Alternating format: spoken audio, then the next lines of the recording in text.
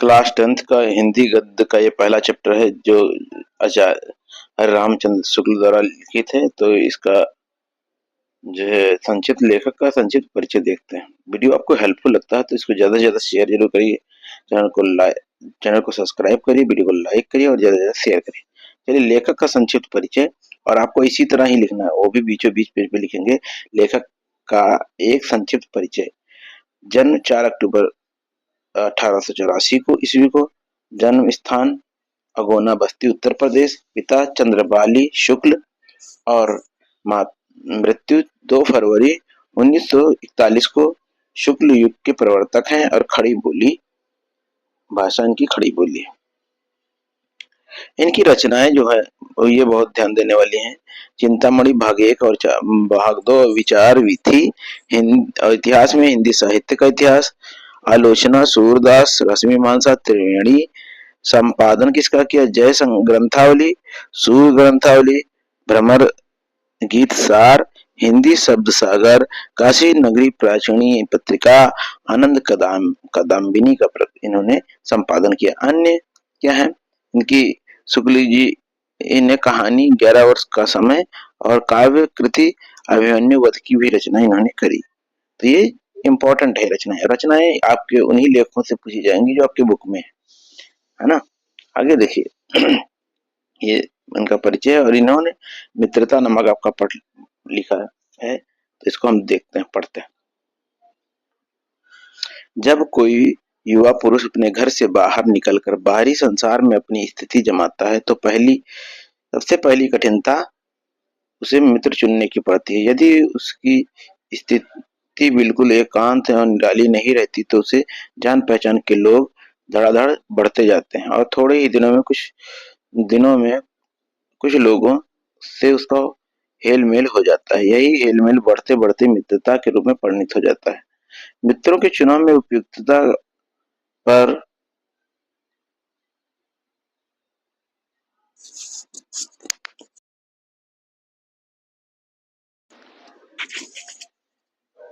उसके जीवन की सफलता निर्भर हो जाती है, क्योंकि संगति का गुप्त प्रभाव हमारे आचरण पर बड़ा भारी पड़ता है। हम लोग ऐसे समय में समाज में प्रवेश करके अपना कार्य आरंभ करते हैं जब हमारा चित्त कोमल और हर तरह से संस्कार ग्रहण करने योग्य रहता है।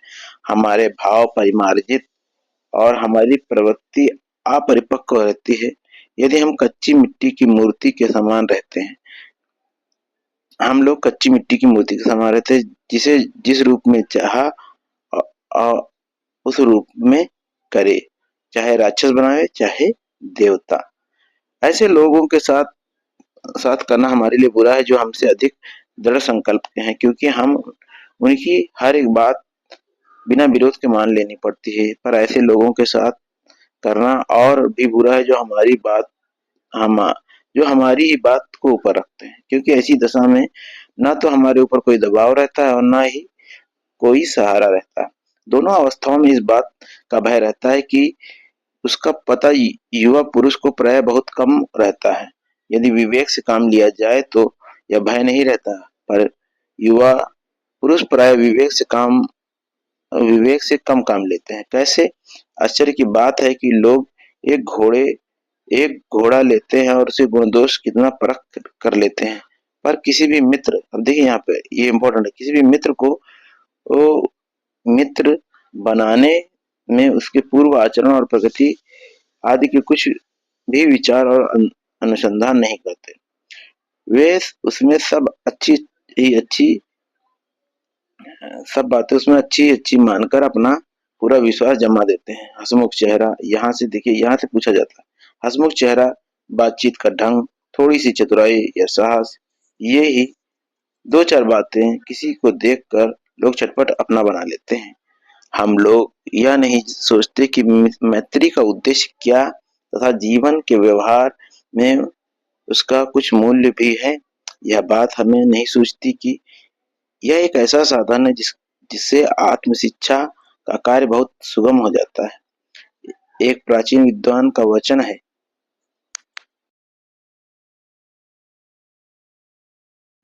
विश्वास पात्र मित्र से भारी रक्षा होती है। यहाँ से भी पूछा जा सकता है, विश्वास पात्र मित्र से भारी रक्षा होती है। जिसे ऐसा मित्र मिल जाए, समझ लेना चाहिए उसे खजाना मिल गया। विश्वास पात्र मित्र जीवन की औषधि है। हमें अपने मित्रों से ये आशा रखनी चाहिए कि वे उत्तम संकल्पों से हमें दृढ़ करेंगे, दोषों और त्रुटियों से हमें बचाएंगे, हमारे हमारे सत्य, पवित्रता और मर्यादा के प्रेम को पुष्ट करेंगे। जब हम कुमार्ग पर पैर रखेंगे तो हमें सचेत करेंगे, और हमें हतोत्साहित होंगे तो हमें उत्साहित करेंगे। सारांश में यह कि वे उत्तम उत्तमता पूर्वक जीवन निर्वाह करने में हर तरह से सहायता देंगे। सच्ची मित्रता में उत्तम से उत्तम औषधि के गुण, उत्तम से उत्तम वैद्य किसी निपुणता और परख होती है। सच्ची मित्रता में उत्तम से उत्तम वैद्य किसी निपुणता और परख होती है। अच्छी से अच्छी माता का सधैर्य और कोमलता होती है। ऐसी ही मित्रता करने का प्रयत्न पुरुष को करना चाहिए। छात्रावास में तो मित्रता की धुन सवार होती है। मित्रता हृदय में उमड़ी पड़ती है। पीछे के जो स्नेह बंधन होते हैं उनमें न तो उतनी उमंग होती है, न ही खिन्नता। बाल मैत्री में जो मग्न करने वाला आनंद होता है, जो हृदय को बेधने वाली ईर्ष्या और खिन्नता होती है, वह और कहाँ। कैसी मधुरता और कैसी अनुरक्ति, कैसा अपार विश्वास होता है। हृदय के कैसे कैसे उद्गार निकलते हैं। वर्तमान में आनंदमय दिखाई पड़ता है, और भविष्य के संबंध में कैसी लुभावने वाली कल्पनाएं मन में रहती हैं। कितनी जल्दी बातें लगती हैं और कितनी जल्दी मन मानना मनाना होता है। सहपाठी की मित्रता इस उक्ति के हृदय को कितने भारी उथल पुथल के भाव भरा हुआ होता है, किंतु जिस प्रकार युवा पुरुष की मित्रता स्कूल के बालक की मित्रता से दृढ़, शांत और गंभीर होती है, उसी प्रकार हमारी युवा अवस्था के मित्र बाल्य अवस्था के मित्र से कई बातों में भिन्न होते हैं। मैं समझता हूँ कि मित्र चाहते हुए भी बहुत से लोग मित्र के आदर्श की कल्पना मन में करते होंगे, पर इस कल्पित आदर्श से तो हमारा काम जीवन के झंझटों में चलता नहीं। सुंदर प्रतिमा मन भावी चाल, अब यहाँ से फिर इम्पोर्टेंट है। सुंदर प्रतिमा मन भावी चाल, स्वच्छंद प्रकृति, यही दो चार बातें देखकर मित्रता की जाती है। पर जीवन संग्राम के में साथ देने वाले मित्रों में इनमें से कुछ अधिक बातें होनी चाहिए। मित्र केवल उसे ही नहीं कहते जिसके गुणों की तो हम प्रशंसा करते हैं,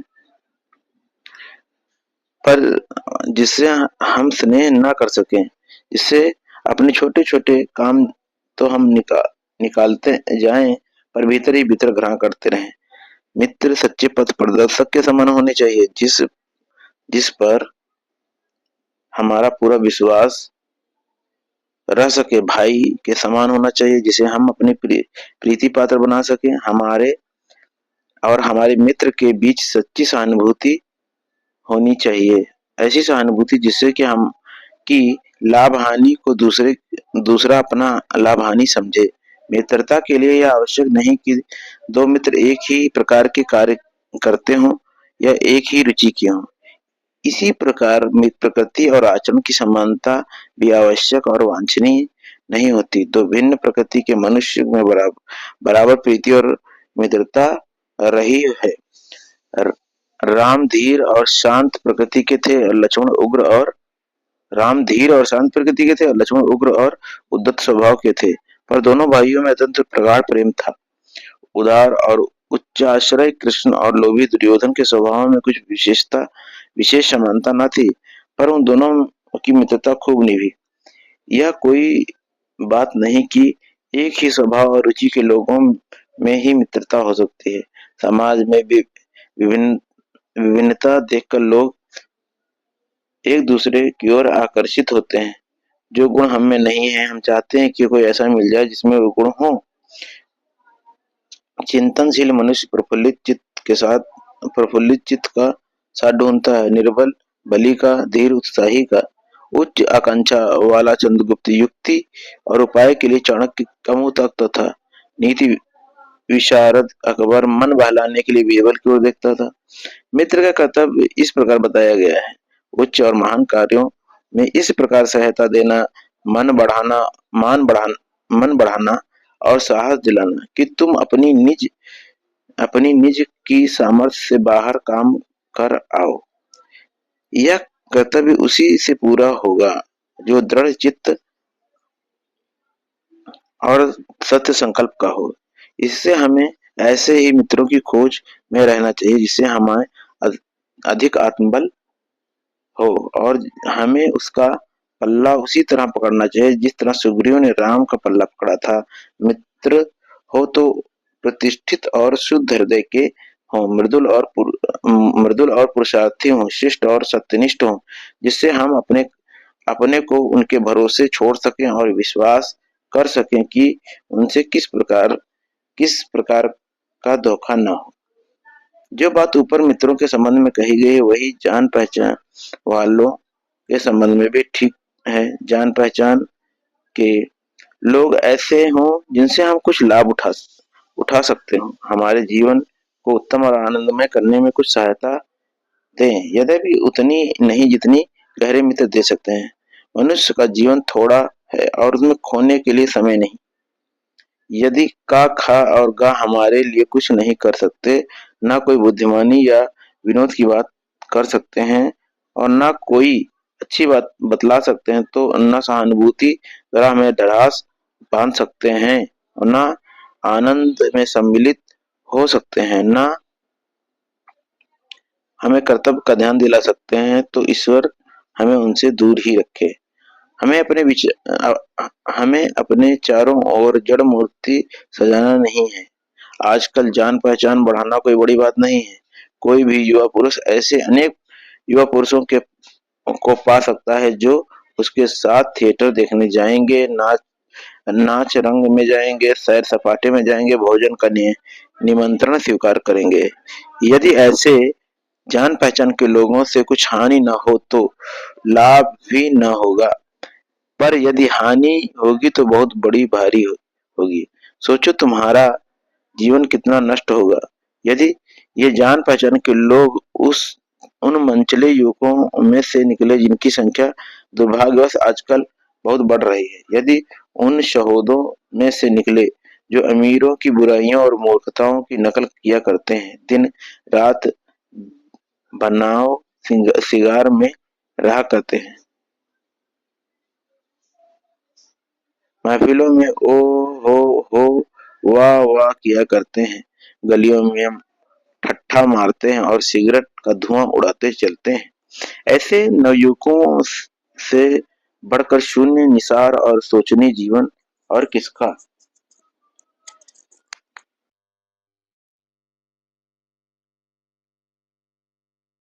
वे अच्छी बातें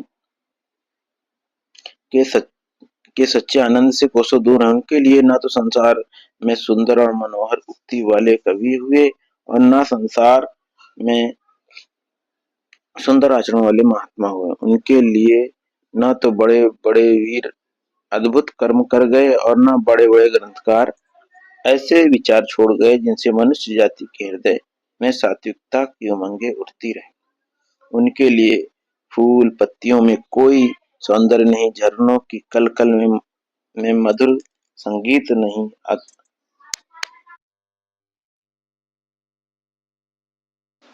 अनंत सागर तरंगों पर गंभीर रहस्यों का आभास नहीं, उनके भाग्य में सच्चे प्रयत्न और पुरुषार्थ का आनंद नहीं, उनके भाग्य में सच्ची प्रीति का सुख और कोमल हृदय की शांति नहीं।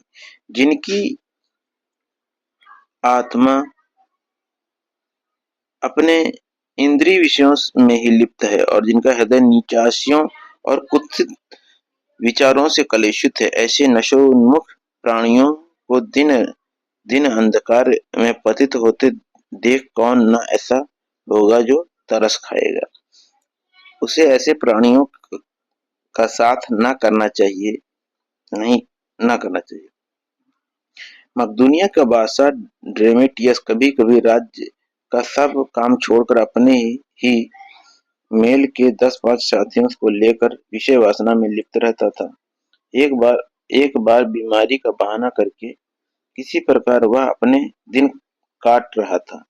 इसी बीच उसका पिता उससे मिलने के लिए गया और उसने उसे एक हंसमुख जवान की कोठरी से बाहर निकलते देखा। जब पिता कोठरी के भीतर पहुंचा तो डेमेट्रियस ने कहा, जर ने मुझे अभी छोड़ा है। पिता ने कहा, हाँ ठीक है, वह दरवाजे पर मुझे मिला था।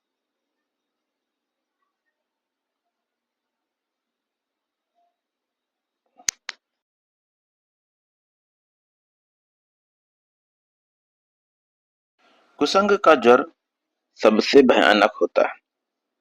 यह केवल नीति और सद्वृत्ति का ही नाश नहीं करता, बल्कि बुद्धि का भी क्षय करता है। किसी युवा पुरुष की संगति यदि बुरी होगी तो उसके पैरों में बंधी हुई चक्की के समान होगी, जो उसे दिन दिन अवनति के गड्ढे में गिराती जाएगी, और यदि अच्छी होगी तो सहारा देने वाली बाहों के समान होगी, जो उसे निरंतर उन्नति की ओर उठाती जाएगी।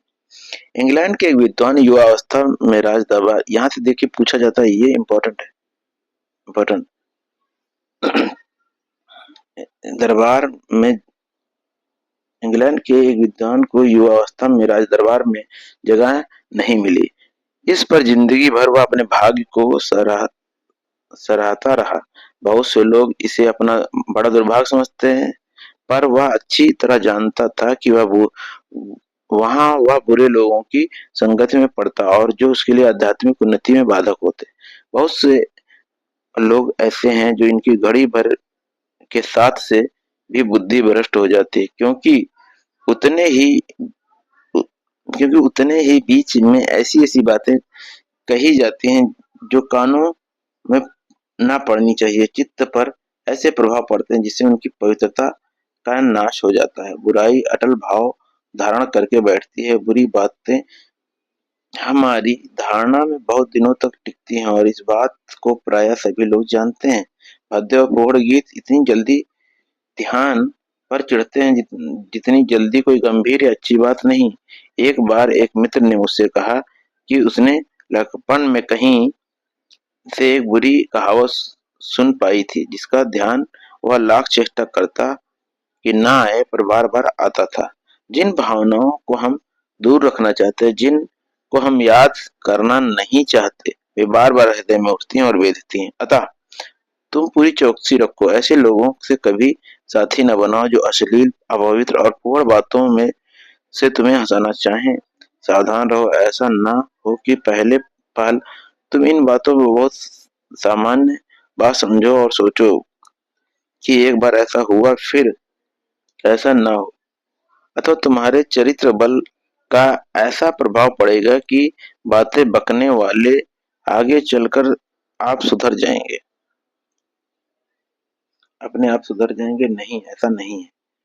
जब एक बार मनुष्य अपने, अब यहाँ से इम्पोर्टेंट, ये इम्पोर्टेंट है यहाँ से, जब एक बार मनुष्य अपना पैर कीचड़ में डाल देता है तो फिर आगे नहीं देखता कि वह कहाँ और कैसी जगह पर पैर रखता है।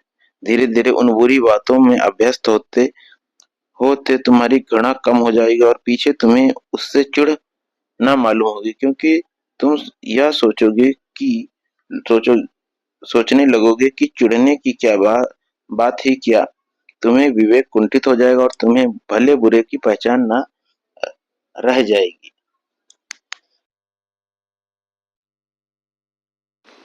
अंत में होते होते तुम भी बुराई के भक्त बन जाओगे, और अतः हृदय की उज्जवल और निष्कलंक रखने का सबसे अच्छा उपाय यही है कि बुरी संगत की छूत से बचो। यह पुरानी कहावत है कि काजर की कोठरी में कैसो सहनो जाए, एक लीक काजर की लागी है पर लागी है, लागी है पर लागी है। तो हजार रामचंद्र शुक्ल ने लिखा। अब गद्दांश से देखिए इम्पोर्टेंट गद्दांश क्या होता है, इसमें से इम्पोर्टेंट देखिए। हम हम लोग ऐसी कच्ची मिट्टी की मूर्ति के समान होते हैं, जिस रूप से चाहे वह उस रूप से करे, चाहे राक्षस बनावे चाहे देवता। ऐसे लोगों का साथ करने से हमारे लिए बुरा है। हमसे अधिक दृढ़ संकल्प होंगे तो होंगे, क्योंकि उनकी हर एक बात का विरोध बिना विरोध के मान लेनी पड़ेगी। पर ऐसे लोगों का साथ करना और बुरा है जो हमें हमारी बात को ऊपर रखते हैं, और क्योंकि ऐसी दशा में ना तो हमारे पास कोई दबाव रहता है और ना ही हमारे पास कोई सहारा रहता है। तो उपयुक्त गद्यांश का संदर्भ लीजिए। तो संदर्भ में प्रस्तुत गद्य गद्यांश हमारी पाठ्य पुस्तक हिंदी के गद्य खंड से अवतरित सच्ची मित्रता नामक पाठ से अवतरित है, जिसके लेखक आचार्य रामचंद्र शुक्ल जी। रेखांकित का अंश की व्याख्या करना है, तो यहाँ पे व्याख्या भी समझिएगा कि क्या है। हम लोग कच्ची मिट्टी की मूर्तियों के समान होते हैं। हमारा हृदय इतना कोमल होता है कि ये किसी भी चीज को आसानी से स्वीकार कर लेता है, ग्रहण कर लेता है, जिस रूप में वो चाहे उस रूप में। मतलब उस समय हम जिस जिस संगति में आएंगे, जिस प्रभाव में आएंगे, उसी तरह हम बन जाएंगे। अगर जो हम अच्छी संगति में आते हैं तो हम एक अच्छे मानस के रूप में हो जाएंगे, देवता तुल्य हो जाएंगे। अगर जो राक्षस की तरह होंगे और राक्षसों की संगति में होंगे तो राक्षस की तरह हमारा व्यवहार हो जाएगा। ऐसे लोगों का साथ करना बुरा है जो अधिक संकल्प आए। हमें ऐसे लोगों के साथ करने तक से भी बचना चाहिए जो कि बहुत ज्यादा दृढ़ संकल्प के हैं। वो दृढ़ संकल्प होंगे तो हमें हम उनका विरोध नहीं कर पाएंगे, कि वो हम उनका जो स्वभाव होगा वो हमारे ऊपर बलशाली टाइप का, वो हमारे ऊपर थोपा हुआ मालूम देगा। वो अगर जो जो कहेंगे उसमें उनकी हाँ में हमें हाँ मिलाना पड़ेगा। उनके स्वभाव का प्रभाव इतना दृढ़ होता है कि हम उसका विरोध भी नहीं कर सकते।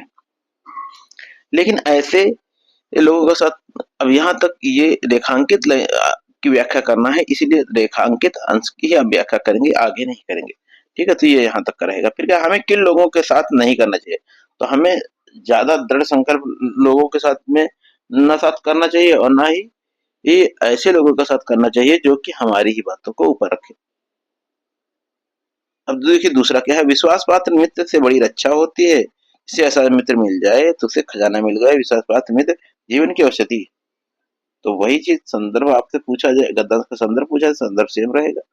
अब रेखांकित का अंश पूछा जाएगा तो रेखांकित का अंश में कहेंगे कि विश्वास पात्र मित्र जो होता है एक हमारे लिए एक सुरक्षा कवच का कार्य करता है। वो हमारे लिए हर प्रकार से सहायता करने के लिए तैयार रहता है। वो हमें हर तरह से हमारे हर तरह की बुराइयों से बचाता है, हमारी सुरक्षा करता है। जिसे ऐसा मित्र मिल जाए उसे खजाना मिल गया। अगर जो हमें ऐसा विश्वास पात्र अगर जो हमें विश्वास पात्र मित्र मिल गया जिसपे हम आंख मूंद कर विश्वास कर सकते हैं, क्योंकि हम अगर जो विश्वास पात्र है तो हम ये समझेंगे कि वो जिधर भी हमें ले जाएगा वो हमें सतमार्ग पर ही ले जाएगा, अच्छी जगह पे ही ले जाएगा। तो अगर जो इस तरह का हमें मित्र मिल जाए तो हमें ये समझ लेना चाहिए कि हमें बहुत बड़ा खजाना मिल गया। और विश्वास पात्र मित्र क्या होता है? जीवन की औषधि होता है, जो कि हमें तमाम तरह की बीमारियों को दूर करता है और हमारी रक्षा करता है। आगे देखिए, सच्ची मित्रता में उत्तम वैध से निपुण परख होती है। मतलब जो सच्ची मित्रता होती है उसमें उत्तम वैध की से निपुण होती है, जो कि बुराइयों को तुरंत जान जाता है और कैसे उन्हें दूर करना है ये भी पता होता है। उसी तरह जैसे वैद्य किसी बीमारी को तुरंत पकड़ लेता है, उसी तरह सच्ची मित्रता भी किसी जो बुराई होती है उसे पकड़कर उसे बाहर निकालने के लिए तत्पर रहती है। अच्छी से अच्छी माता का धैर्य होता है। माता के धैर्य की तरह सहनशीलता रहती है। वो हमें सुधारता है और ऐसी एक माँ की तरह हमारे साथ व्यवहार करता है कि हमें उस चीज से हमें बुराइयों से निकालना भी है और हमारे साथ में प्रेम पूर्वक व्यवहार भी करना है, और उस हमारे साथ में एक अच्छा सा व्यवहार करना है जिससे कि हमें बुरा भी ना लगे। ऐसी मित्रता का प्रयत्न हर एक व्यक्ति को करना चाहिए, क्योंकि अच्छी मित्रता से ही व्यक्ति अपने स्वभाव को कुत्सित होने से, बेकार बेकार होने से, बुरा होने से बचा सकता है। लेकिन सच्ची मित्रता की तुलना किससे की है? तो लेखक ने सच्ची मित्रता की तुलना क्या की है? एक वैद्य से की है। एक अच्छे मित्र में क्या क्या कर्तव्य बताए गए? एक अच्छे मित्र के कर्तव्य ये है कि वो हमें क्या करेगा कि एक धैर्य सा होगा और वैसी निपुणता होगी, माता का धैर्य और कोमलता होगी। ये अच्छी मित्र की क्या है? गुण है ना, कर्तव्य। अच्छे मित्र से क्या आशा करनी चाहिए कि वो, अच्छे मित्र क्या होगा कि हमें हर तरह से सहायता देगा, कुसंग पे मार पे रखेंगे तो हमें बचाएगा, हम हतोत्साहित होंगे तो हमें उत्साहित करेगा, है ना, हमारे त्रुटियों दोषों को दूर करेगा और सत्य पवित्रता और मर्यादा से प्रेम पुष्ट करेगा। ये गद्दांश से ही एक प्रश्न पूछे जाते हैं। पहले आपको संदर्भ देखना है, बाकी आपको इसी गद्दांश से ही जो है निकाल लेंगे। देखिए और भी गद्दांश दिए गए, इसको आप पॉज करके पढ़िएगा और इसमें से प्रश्नों के उत्तर देने का प्रयास करिएगा, है ना। ये चैप्टर आपका फिनिश होता है। देखिए यहाँ पे कुसंग का ज्वर बहुत भयानक होता है, न केवल सद्वृत्ति का नाश करता है, बुद्धि का भी क्षय करता है। युवा पुरुष की संगति यदि बुरी होगी तो पैरों में बंधी चक्की के समान होगी।